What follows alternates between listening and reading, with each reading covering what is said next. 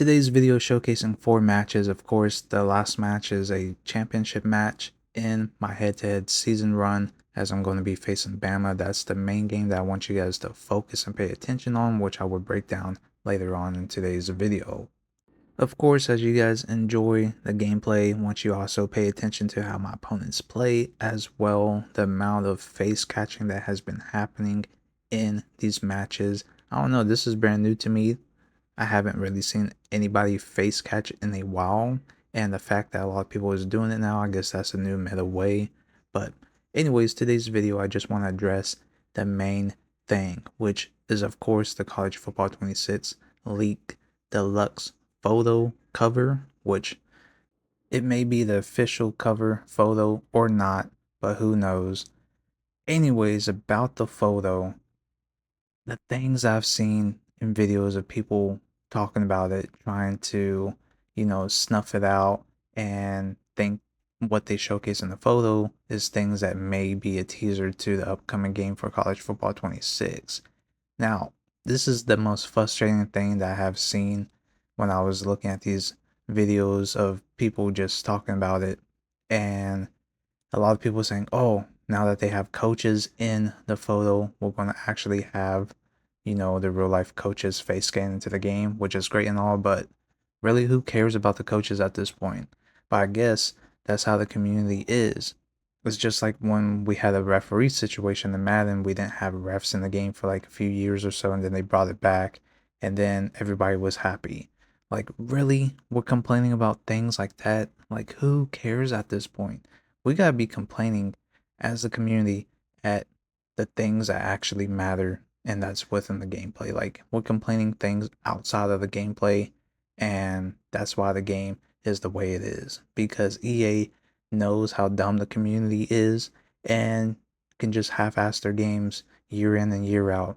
They also do the rinse and repeat cycle, which I like to call it, where they can take features and things that we used to like, take it out of the game for a couple years, and then eventually bring it back and revamp it and act like it's brand new when it's really not. Like, guys, do you not see this? It frustrates me to witness how the community reacts to these things, because we worry about the dumbest things and we enjoy the dumbest things compared to the big picture. And that's the most frustrating thing that I have seen from these college football 26 videos of the league cover photo shoot. Another thing that was frustrating was where people said, oh, Reggie Bush is on the cover, or you seen certain ex Heisman football players on the cover photo shoot, which can implement that they're going to have the Heisman mode back, where, in the past, I believe it was with college football or NCAA football 13, where we had like RG3 and then Barry Sanders, different past Heisman winners where you can relive their careers, kind of like a legend mode that we used to have on Madden 25 or so. I mean, guys, it's nothing different. I mean, it's great, but I'm pretty sure a lot of people want to play as themselves and do their career at this point instead of relive somebody else's career. But like I said, it's a great thing, it's a great feature, and it's something, once again, that they're going to be probably implementing back into the game. And who knows, it's going to probably cost as a DLC to have this certain upgrade for when you purchase the game. Oh, if you spend like $100, you're going to get this feature or these certain X Heisman winners that you can play as in your career mode. Like, really? And I bet you when they have the actual real coaches in the game, they're probably going to have more camera footage of showcasing the coach on the sideline. Like, I'm pretty sure a lot of people is going to get tired of that. They probably want to see actual, you know, after play results of the players reacting and celebrating, just in general to see the reactions, not the coach. But that's how it's going to be, right? Let me go back to the referee situation. Like, once they added back the refs, they have girl referees, which is great, but it's like a lot of people didn't really care. They just cared about, oh, they have refs back in the game. I bet you that a lot of people don't even realize there's female referees in the game. That is how dumb and pointless the community is when it comes to EA Sports games. Like, we appreciate certain things as back, but we don't even pay attention to the detail, or we want things back of things that we already had in the past, and then we complain about the dumbest things that's outside of the actual main things that matters for the game. Like, make it make sense. How dumb do you have to be? And I'm not saying everybody's dumb, but this is what I have been seeing mostly from the community, just in general over the years. That's why I keep saying the game is the way it is. That's why it's terrible year in and year out. Of course, we have to wait and see what is actually fixed and what is possibly new or what's brought back that's revamped that acts like it's brand new when it's not. Like, one frustrating thing is when it comes to Dynasty mode, offline or online, just to improve the players is a struggle. And it's not as easy. Yes, you can improve them, but it's not the best way to improve your players. So, to have them kind of revamp that or make it a little bit easier, more better, I suggest that they do so, but I highly doubt it. But who knows if they actually will do it. But that's one of the things that, like I said, is something that needs to be focused on. Like, especially if you want to play offline, there's people that want to make their team OP. You have the option to actually go in and edit your team and possibly boost up ratings and re-edit certain players to make them more dominant. Some people like to play that style instead of playing online. The fact that we didn't even have this feature is mind-blowing.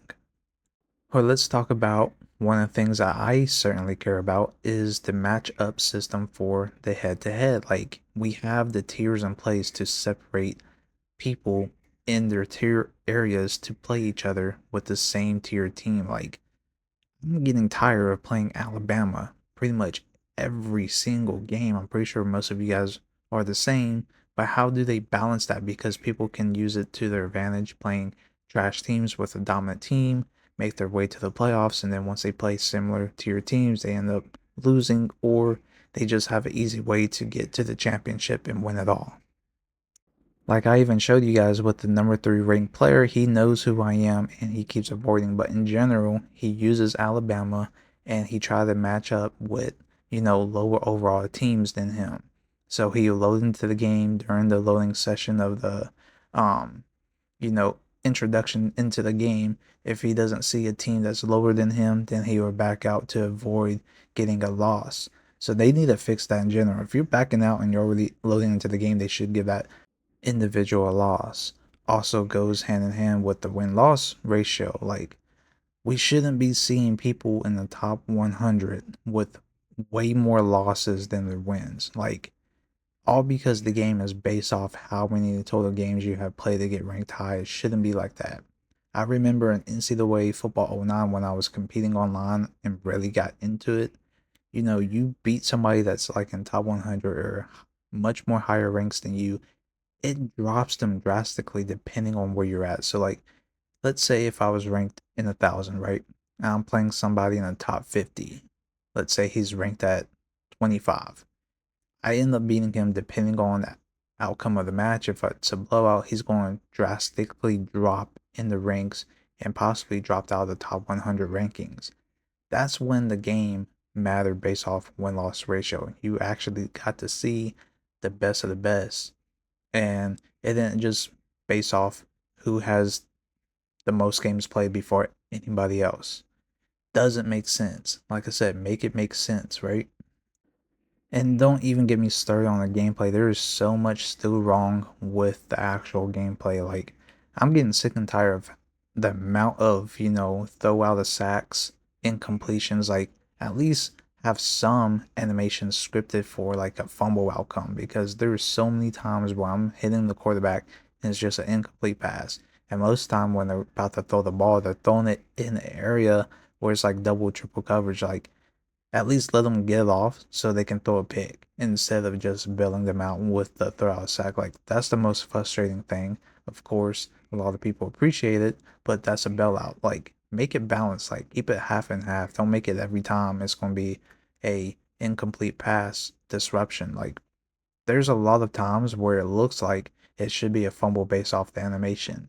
And because the animations is so catered to, the throw out the sack, is kind of frustrating when it happens.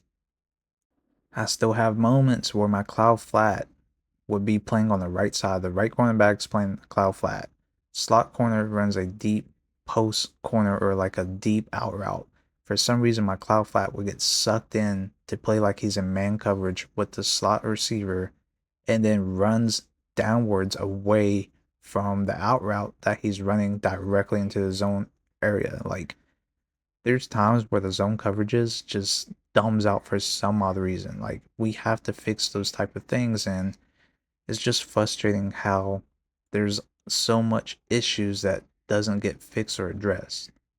Or even the moments when you're trying to switch to make an interception, but you have no control and the game automatically makes you go into a SWAT animation when you don't want to. Or when it's like a double team um, pass, your opponent makes a blind read and both of you guys are swatting the ball, even though you're switching over and you're trying to make a pick. Like, those are the type of things that's like minor detail issues, right? And there's so much more that can go on top of the gameplay in general. But yeah, I can go more in detail about all this stuff, but I just want to cover of what I've been seeing with people's reactions to the Elite College Football 26 cover photo and much more. So I want your guys' thoughts and opinions down below about that as well. What do you guys think? And yeah, how do you guys react to what people are reacting as a community on things that doesn't matter or not? You know what I mean? So, as you guys seen this final match against Alabama user, as he almost ends up tying up the game, possibly winning it. This game was made more difficult than it should have been, but of course, I have to go into the stats, what you guys see right here. Obviously, it shouldn't have been this difficult, but of course, that's DDA for you. As we take a closer look, Buddy had a total offense of 341 yards to my 419 total yards. He had 17 first downs. I had 13 first downs. Now look at this. The completion for attempt passes. He was 19 for 32. Let me just sink that in. He completed 19 passes on 32 attempts compared to my 20 attempts out of completing 17 passes. Yeah, of course I threw that one interception, but look how many times I should have had an interception in that game. Once again, if you guys didn't pay attention to that match, rewind the video and pay close attention to, of course, the passes that he was throwing. Now, he had 5 third down attempts. He only converted one. Most of his conversions came on fourth downs. That's crazy. He had 4 attempts and he completed 3 of those 4. Then when you compare it to mine, I only had 1 third down conversion the entire game. I did not even reach fourth down to even attempt a conversion. Guys, you talk about the skill difference, right? The stats does not lie. Like I said, DDA is in the game. It's confirmed. I showed numerous videos.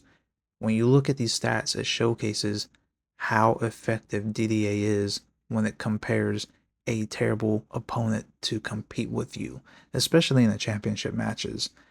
I tell you guys this all the time. The only reason people are able to hang in the games with me is because what happens during the gameplay where things are catered for them to go in their favor. Like the amount of drop picks I have, the amount of blind reads that they throw, which is mostly in double or triple coverage, I can't come down with a pick. The amount of fourth downs they convert, just the amount of BS and the amount of DDA that kicks in for them to stay in the game to compete with me.